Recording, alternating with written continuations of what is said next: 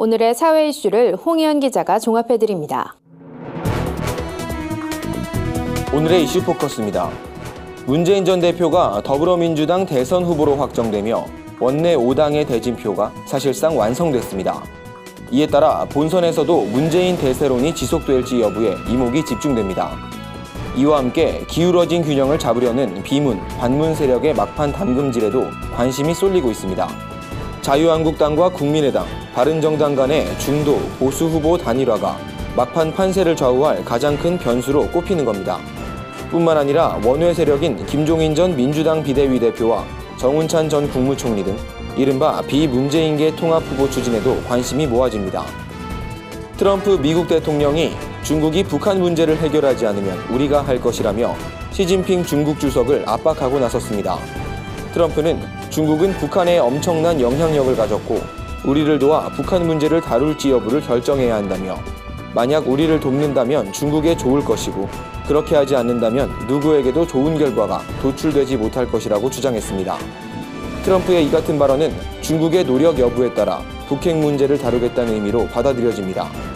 한편 트럼프의 이번 입장은 시진핑 주석과의 정상회담을 앞둔 상황에서 나와 중국이 어떤 반응을 보일지 여부가 주목됩니다.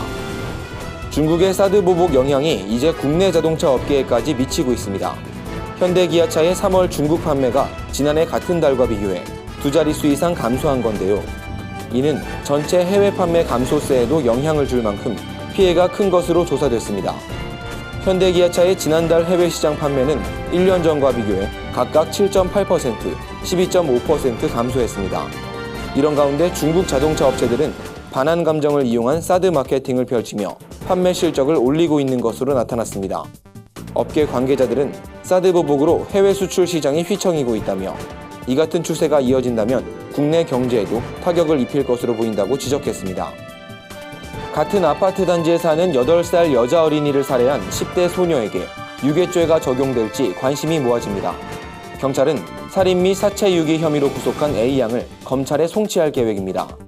경찰은 A양이 피해 어린이를 적극적으로 유인해 자신이 사는 아파트로 데려간 사실을 입증하고 유괴죄를 적용할지 계속해서 검토할 예정입니다.